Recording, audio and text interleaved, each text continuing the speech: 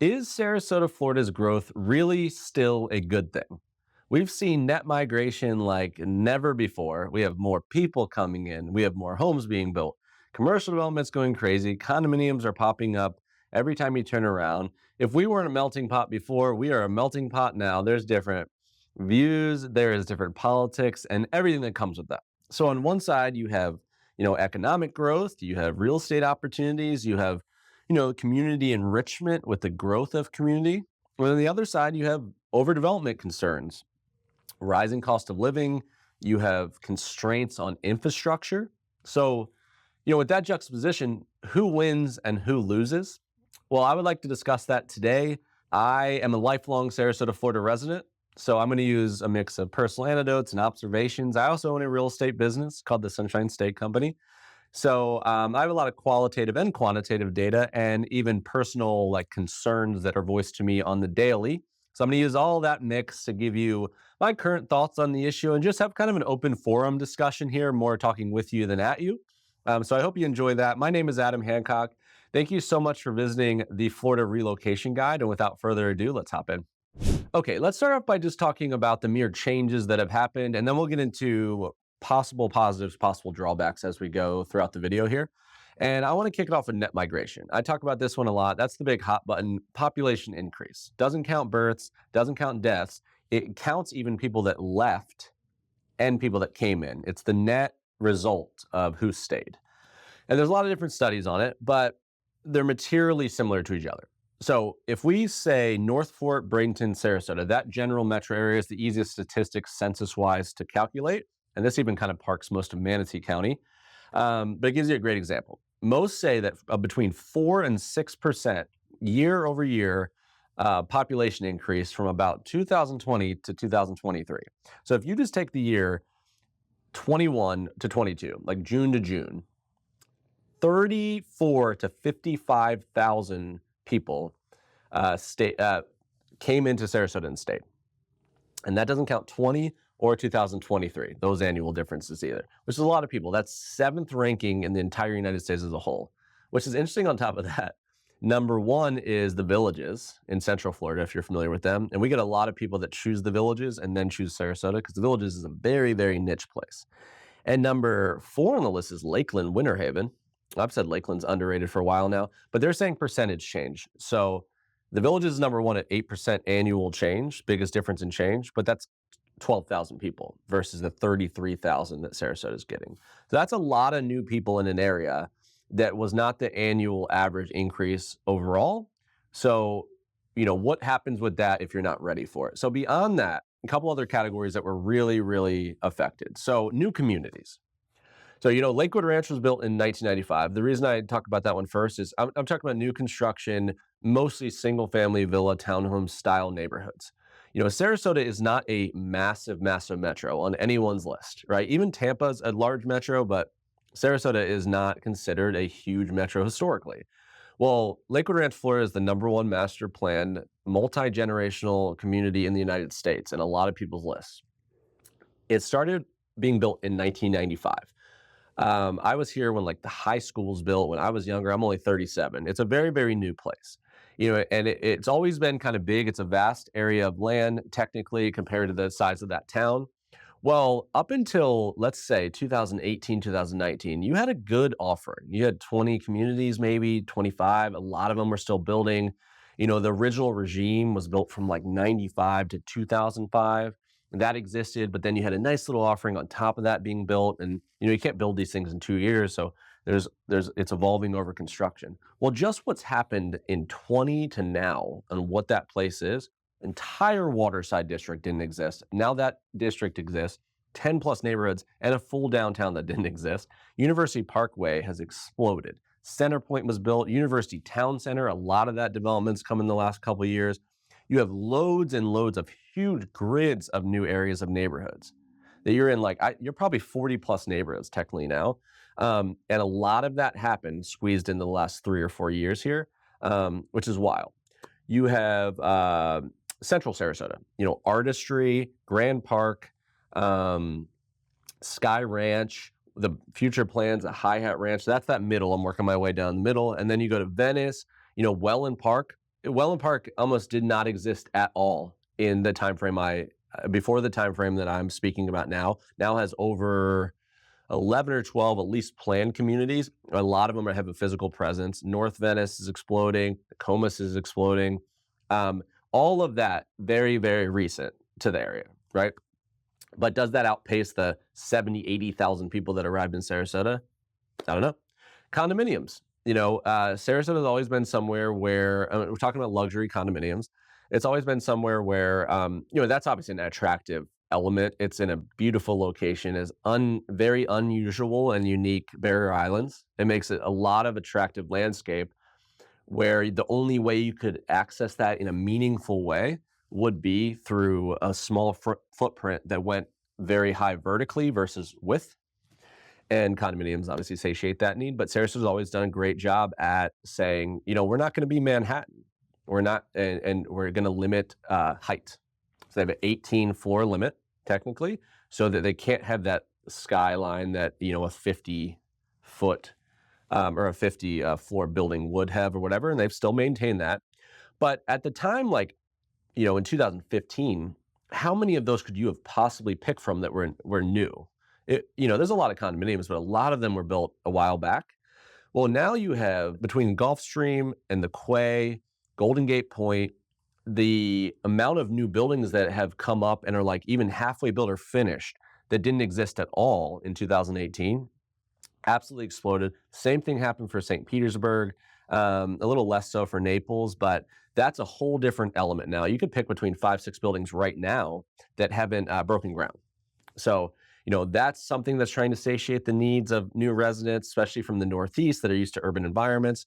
Fruitville Commons, so lower Fruitville, below Waterside. Commercial development overall, there's all these new shopping centers. There's a lot of new mixed-use spaces. The Bendersons continue to develop land.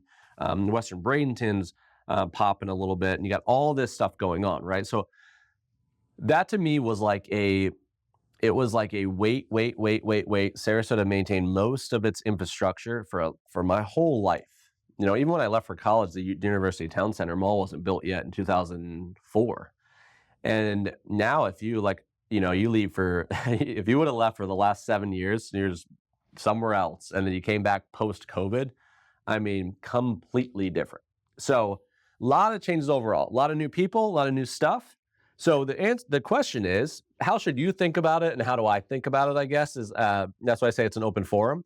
But the first thing I want to do is let's talk about some of the possible pros of the changes to Sarasota, and I'm more of a bullish person, so I'm going to look for the possible pros that can come from this kind of thing. But I'm going to talk realistically about the possible challenges that I see facing Sarasota from being someone that has driven those roads my whole life. And I see what it feels like to be in Lakewood Ranch now versus what it felt like in 2001. So I'm going to tell you what I think about that now as well. So let's hop into the pros first, and then we'll get to the cons. Okay, first up, when it comes to the possible goods in the expansion realm, let's talk real estate opportunities. And I have kind of a two-pronged opinion when it comes to this category. And the first one has to do with variety. Because the thing is, when so many people get pushed into this area too fast, and then there's a healthy level of fear that we're not going to be able to satiate these housing needs. Where's everybody going to live, and how is this going to work? Then a lot of the new construction world is what tries to fix that. There's the only ability to fix it, I guess. So if things are happening either instead of what they wanted, or at least it's expediting it, well, that creates opportunity in the realm of what you can choose at your disposal. And what I mean by that is basically, Sarasota has been a place where a lot of people historically have liked the Lakewood Ranch Northeast area for suburban reasons or other reasons. And then other people are like, I'm definitely a Venice person, or I'm an Englewood person, and I like that it's quaint and laid back and it's coastal, and that's my vibe. Some people chose Central. Neither one of those quite works for my bucket. And I want to be west of I-75 and be 78 miles from Siesta Key. And that's what I've always dreamt about when I dreamt about moving to Sarasota. And there's all that already existed. But to say I would say most times in history that you could have come to this town and that was your opinion of what I just stated, and you could easily navigate your way in there based on a wider range of criteria. from price range to house model to rent versus buy. To say that that was true, trust me, we're going to talk about price in section 2. Um, it was very, very difficult because there just was not a bunch of options. And there wasn't a bunch of new construction options, especially, which allowed you to be at the mercy of resale. And, there just wasn't a lot to choose from. Well, I believe now one of the benefits that's come out of this is just the pure abundance of what had to be created to try to guess at solving the housing need has created variety for a potential person coming in and buying a new home or renting a home in totality. A great example of, even Waterside in 2021, 2020, people fell in love with the district, and there was 3 communities to pick from. Most were on the luxury realm. They were at least very, very different. It was polarity, and it just didn't work, and they couldn't buy it all. But now there's 10. That's just a simple example of, you got an affordable empty nester villa. You have the most luxurious one in the town. You had a little of something kind of for everyone. Venice is the same way now. Venice has you can pick between new construction and resale against each other. It's still, a lot of it falls in that same criteria of people in their mind of coastal and quaint. And then, Central Sarasota is getting some new offerings. So what I'm saying is, like, there's a better shot now to say, like, I'm obsessed with Sarasota. I love it. And now I don't have to reevaluate my entire plan because just nothing physically worked for me, which was a very realistic thing that happened to people back in the day. So that's one viewpoint I have on that. The second thing about just real estate in general, I'm someone that, it may be an unpopular opinion, but as a pretty deep local to the Sarasota, Siesta Key general area, I'm someone that, like, the same reason that someone that views it rather, the same reason that we love Sarasota is the same reason we can't keep it a secret. It's not, I'm not like it's ours, it's not yours. And trust me, I get people romanticizing what Sarasota used to be, that unspoiled nature. The only reason that I'm doing anything I'm doing today is because when I was 4 years old, my parents were sitting in Prince George County, Maryland, and my dad had saved his he visited Sarasota once, saved his taxes for like 5 years in a row, his tax refund, and then moved me when we were 4. And never went back, and still drives around the barrier island of Siesta Key, 7 miles long, and acts like, he acts like he just got there, and he's been there forever. Now I'm 37. But I'm someone that, like, that opportunity allowed everything I'm doing today, and that kind of joy that my parents still live with today, I see in every single person we relocate 3-4 years removed from when they relocated. So I get, like, it changes the landscape culturally and all that kind of stuff. But, we can't keep it a secret. So we have to figure out how to navigate within it. And Sarasota just happens to be the belle of the ball in that conversation in the last few years. So it kind of is what it is in that category. So that's my thought on real estate opportunity. Okay, the second area when it comes to the positive side I wanted to mention is in the more commercial economic expansion side. So all these people move into an area, hopefully you found your house, and then we need stuff to support you. We need entertainment, and restaurants, and schools, and hospitals, and we need all that stuff. Well, that has changed the landscape completely in Sarasota. And what we're able to offer a new resident now is not the same as we ever have been in history. And I think in a positive way in most capacities. When it comes to, like, a 3-pronged monster of, let's say, lifestyle, health, and then education, on the lifestyle side, I mentioned that, I'm not going to get too crazy. I mentioned that a little bit in the intro. But, historically, especially when it comes to, like, suburban housing, we didn't have a lot going on beyond the downtown Sarasotas of the world. You get out there and the kind of knock on the suburbs was, you can get more house, a little newer house, and you can get all of that area, but you had to come into town for everything. We really just had downtown Sarasota. We have this eclectic place in South Sarasota called Golf Gate, and downtown Bradenton, you have the beach villages, historic downtown Venice, all that still exists, but you didn't have a ton beyond that. Well, in order for a developer to build cool, progressive things and to bring things to a town like, maybe a Tampa or Miami gets, they need to feel good about the resident population and the foot traffic and the drive traffic and all those things to support convincing a bunch of tenants to make cool things in these commercial centers that they built. And a lot of the influx of residents, I think, allowed for that. To say that we would have had, like, a waterside place 10 years ago, I don't think they would have ever done it. I mean, that's not just a suburban little downtown, that's a proper downtown. You have 25-foot sidewalks. There is a brewery, a distillery. There is a seafood place opening. It's got it's full mixed use. So it's businesses, gyms, there's a splash pad, there's a playground, there's beach volleyball courts, there's open lakes, and that all surrounds a suburb that didn't have a house until 1995. Then they go to Venice, and what downtown Welland is it was that same kind of conversation. Is you had to go to historic Venice, which was like their downtown, cool near the beach. It's like a more laid back version of like Siesta Key Village, but it was the downtown of the town. And then downtown Willen builds another option where it's brand new. It's got like a 2 miles of walking stuff. You can kayak in the lake, and it's cosmopolitan. It has upscale shops and boutiques and restaurants, and there's event venues. It has all that. Central Sarasota is adding more to it. Northern Lakewood Ranch, you're getting more sophisticated shopping centers. You're getting Whole Foods and Trader Joe's, and these are things that don't come to every single town. So it's just allowing you to live, work, and play in your area, and it adds that variety element I mentioned at the beginning. So I'll kind of leave that there. On the second realm is the healthcare things become really interesting, because we've had Tampa General in Tampa that like is really renowned for particular categories, especially right. If you're really having an issue like heart wise or something like that, like that's where people are shooting. And then Sarasota Memorial has always been the big healthcare system in Sarasota, and they own a lot of the private medical facilities as well. But with the addition of all this expansion, you have Lakewood Medical now, which has not only provided jobs, but provided access without having to go to Sarasota Memorial, where the main hospital is actually like dead center west of the trail downtown. But then also south has become massive. 2 new hospitals in the north, the kind of the coastal Nokomis, Venice area. And then Northport's going to become a big thing. They're trying to attract talent down there and all that kind of stuff. So it's allowing really high quality healthcare in multiple locations, which is not the case in most metros. And then thirdly, and I'll let this one digress, is in the education realm. Public schools, Sarasota was ranked 2023 for the first time that I've seen, at least since I've been messing with these statistics, number one overall at 68 total public school districts in the entire state of Florida. Sarasota County is number one. That doesn't even count Lakewood Ranch, most of Lakewood Ranch. And there's a bunch more coming. So beyond just the private stuff, you have multiple schools being built to try to make sure that all the zones are set up right.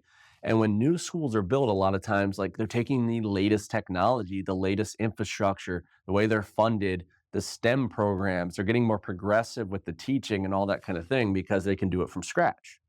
And that allows new residents coming in on the elementary through 12th level to have access for free to revolutionary education. It also attracts teachers to an already beautiful metro if they can get the pay right that you want teaching your kids and all that kind of stuff. So I think economic growth is another really key ingredient to our positive net migration. Okay, and the third and final one I wanted to mention, and I'll speak with some brevity here, is about community, and then we'll move on and talk about some possible drawbacks. So the thing is with Sarasota, it's always been niche. It's probably always will be niche to some level. It's a small area, it's coastal, it's based on retirement and end of work career a lot of times first and work second. And the simple fact is it's not going to be the most diverse place in the world. And it appeals to like very specific people, and it hasn't had that many differences amongst the people and the things to do and the landscape and everything. So it's very much like stayed in a little bit of a bubble, honestly.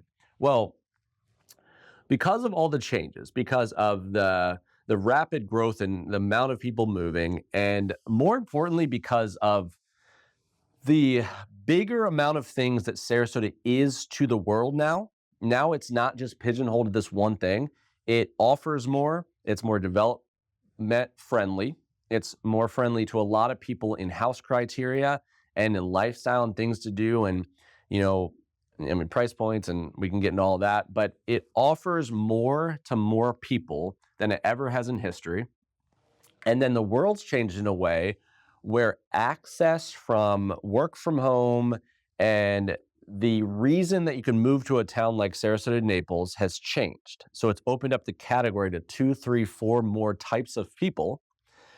I've seen a lot of positive change from it. So You could say, like, I mention all the time about just the simple fact of people that aren't from Sarasota arriving to Sarasota, especially if you're from like a New Jersey or a New York or a climate that is not the same. The joy that people exist in their day, especially if they did not think they were going to be able to get here so early or if at all, is really, really attractive. It just really like ripples to the people around them, and it lasts a lot longer. That new feeling lasts a lot longer for people than I thought it might. But beyond that, I care about the diversity personally. I care about it in the schools, and I want my kids growing up around a bunch of different kinds of people, and not in economic status and in just actual like physical diversity. And I've seen a lot of changes. It's just because we needed a bigger pot of people to spread about the town so that we could affect this kind of change in this broad context. It's hard to get that deep in that kind of thing. It's very opinionated, but I have seen a lot of positive change from it personally. I've seen that the amount of schools that you can choose from in the parts of town the schools are in, the diversity as it spreads amongst the parts of town, which Sarasota has not always done well with, has made it more accessible for people to make a choice at what they would like to do and like intentionally um, get themselves and their families involved with a more variety-ridden environment in general. So I'm going to let that rest there, and then you can always reach out if you want to have those conversations personally. But I have seen. I think community enrichment has been a positive change with our total landscape of a lot more opinions, but there's a lot more open discussion. There's a lot more interesting things to try to work out, and there's a lot more people to be in a conversation, which I think is always a good thing. And a bubble never really is. So that's my third and final one. And let's hop and talk about some things that maybe aren't so good. All right, now let's talk about a few of the maybe not so great things that come from changes like these. An elephant in the room is probably cost, so we'll start there. And if you've been shopping, you're probably like, yes, obviously it feels more expensive. But I want to talk about the real numbers because it's interesting not only in what it is now, but also the evolution of how it got there. So we're going to look at Sarasota and Manatee County. So everything that's real meaningful when you talk about Sarasota Metro. And let's say 2014 to 18, which is 5 years, and 2019 to 23, which is 5 years. Let's compare and contrast those. And it's interesting as you go here. So in 2014, we sat there with a median sales price amongst those two counties, which is a better indicator than average because it takes out outliers. Median sales price, believe it or not, at $197,000, which is borderline depressing to talk about in this context. But by 2018, 5 years later, we had a median sales price of $257,000. And it's how it got there. It started at 197, 232, 250K, 269, and it actually went back down to 257. So we're sitting here in 2018 at $257,000 median sales price. The next year, 2019, we're starting off at the end of the year with $280,000 median price. And that's right before COVID goes gangbusters in March 2020. So from December 2019, $280,000. We sit in December 2023 at a median sales price of $450,000. So roughly double the percentage increase from the previous 5 years against itself. And what's interesting in a couple capacities there is one, if you have been watching this channel and at least you've called into our organization, right, some awareness of my average person that calls in, and you would look at $450,000 and say that you've been shopping and you think that's the median cost, I'd be astonished. Because that might be the median cost overall in totality with everything considered.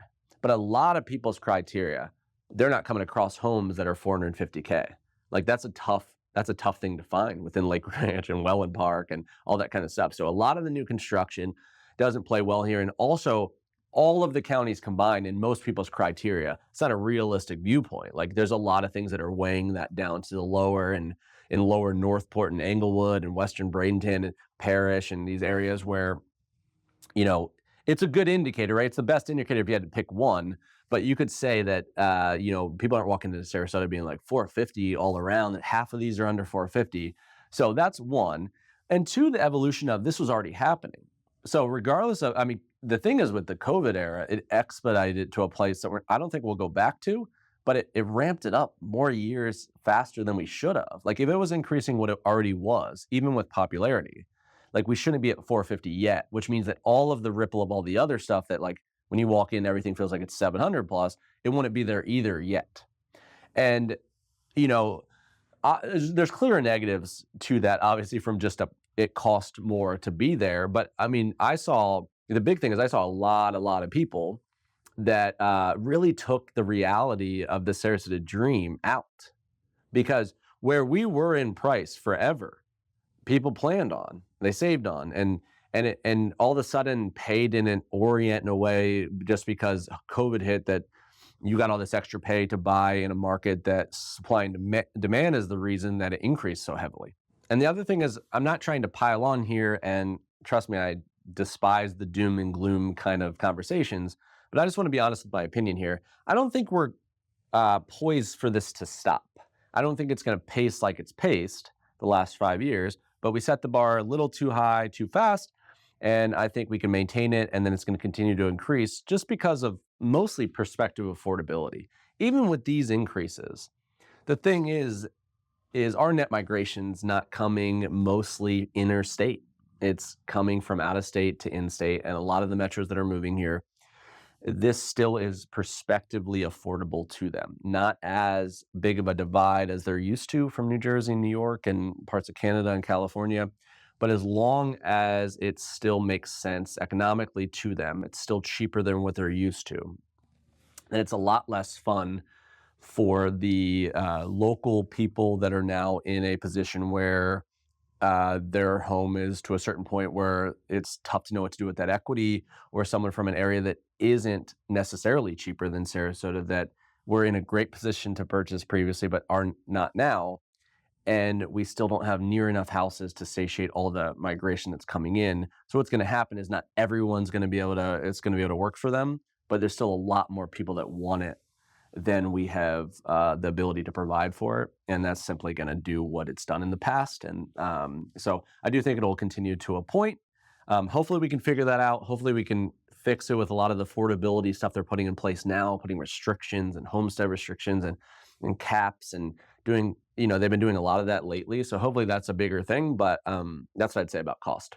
Okay, another possible con is a more of a holistic and lifestyle one. And this is the one I've seen mostly like rippling throughout the news and the local magazines and all that kind of thing from real old school locals of Sarasota. And that's the idea of like their unspoiled escape being kind of ruined. Almost every single person that I know that moved to Sarasota back in the day, it was this coastal retreat. It was this special place, this like gem of a place that even like John Ringling and the evolution of the town, like John Ringling comes there, brings all his friends there, and you have these unspoiled beaches and these like, unmessed with barrier islands with Siesta Key and Venice, and Casey Key and Longboat Key and Anna Maria Island, this northernmost tip that's like you used to only be able to access it by boat back in the day, and you have this brackish water with the Manatee River and this really unique landscape. Hasn't really been, knock on wood somewhere, hasn't, I don't have any wood around here, but hasn't really been touched by hurricanes that too bad because of like old Indian tales. And then you have this unique art element to it. It's like the cultural coast. So it's not just beachy, but it has like the most theaters and art venues and everything in that category, like per capita in a relatively small geographic area than anywhere like it. And then the people seem to be, definitely have money, but not in a pretentious, like uppity way. And I still think a lot of that's true today. I mean, a lot of what I said is the reason that I describe Sarasota as like, it's such an unusual place it's all because of that history. To me, it's the way it's developed over time. It's all an origin story, regardless of net migration, of how it came to be. And I know it's like near and dear to my heart, but I've been to a lot of other places that on paper are very, very similar. There's a lot of coastal places that are wealthy and have beautiful homes and are set up very similar way that it feels different. It doesn't feel as intentional. So, a lot of the people that imagine if you were here 25 years ago, what it feels like to you now. So I think being empathetic to that, I completely understand. I completely understand it. I don't know how to, I don't know the answer to what happens when that happens to a town like this. I know people have left to find another version of that or something like that, because the reason that it's so amazing, if you liked how I described it, is the same reason, you can't protect it in some capacities. But there's complications that come with that, right? There's like a barrier island that you might have lived on might not be near as enjoyable if it takes on 45 minutes to get off 2 miles down High Goal on Siesta Key where it didn't before. If you feel kind of like you were in this little like dead end, describing my parents, you're in this little dead end and now you feel kind of like stuck during most seasons. Like, the Siesta Key show launches and now the barrier island's like all of a sudden in vogue, in a way that never has been before. Well, that thing's 7 miles long, right? So you could be empathetic to that thing. Same with the pushes into Longboat Key, which is historically private. But there's always that with everywhere. Lakewood Ranch isn't the same. Sarasota's not the same. All that kind of thing. But the fact of the matter is, it's gonna affect the traffic. Half the people haven't moved into the homes yet. Is that going to be an issue? I saw it in Lakewood Ranch a little bit. We have to think about all those things. If you take infrastructure aside from school capacities and all that kind of thing, I know that that's what Sarasota is to people. And you even look at like the huge. People aren't aware about the massive. Some people aren't the massive Amish Mennonite crowd that exists in unbelievable geography in Sarasota, and like Bay Vista and Pinecraft, and people that still fully ride bikes and no cars, right now in one of the greatest geographies that Florida has has to know. That a lot of like that was a long time ago that all of that happened, and people are seeking these similar kind of advantages. Well, it's the fact of the matter is it's not going to be the same, and it changed really fast though, and now people are seeing the writing on the wall of what it could be. So I actually don't have a possible negative with I don't know the conclusion is my honest opinion. I don't know how to feel about that kind of stuff. I'm excited that people discovered it. I'm excited that people get to experience it. But I get that it's not as fun to experience it if you were always here when it was a little bit more docile. So, time will tell on that. And I would love your guys' opinions on it if you have a different opinion. And I've talked to a lot of people that are really biased on both sides of it. And, I think it's an interesting argument to have. But yeah, there'll be effects on the roads. There'll be effects on the schools. There'll be effects on the healthcare and all of that. There's only certain ways to get everywhere. There's basically two main north to south areas for the most part. There's I-75 and Tamiami Trail, 41, and then the rest are cutover streets, Fruitville and Clark. And the fact of the matter is if you get stuck on exit 210 at the wrong time of day, and there's double the people, you can't automatically fix that, even as much as they're working on building that out. So if you're really really interested in that, they do an interesting job with the transparency of the economics and their plan there. And it is interesting. Even Lakewood Ranch specifically does it. So we can get you patched in with all of that. But it is a concern. It has to be mentioned. And I don't want that to be lost. I was here when it was like that, and my parents were here even more when it was like that. And so I've talked to a lot of people about that, and I feel the pain there. So that would definitely be a con as well. And beyond those two major hitters, you could also throw in politics. That's a fun one always. I don't like to talk about politics on here, but there's a clear shift in the political landscape. And a lot of people like to talk about politics to me. And if anything, it's polarity, um, overdevelopment, and open spaces. A lot of people have concerns about the diminishing of open spaces that we've had, even with master plan trying to build it in. And you could go many other lanes down the cons and the pro side.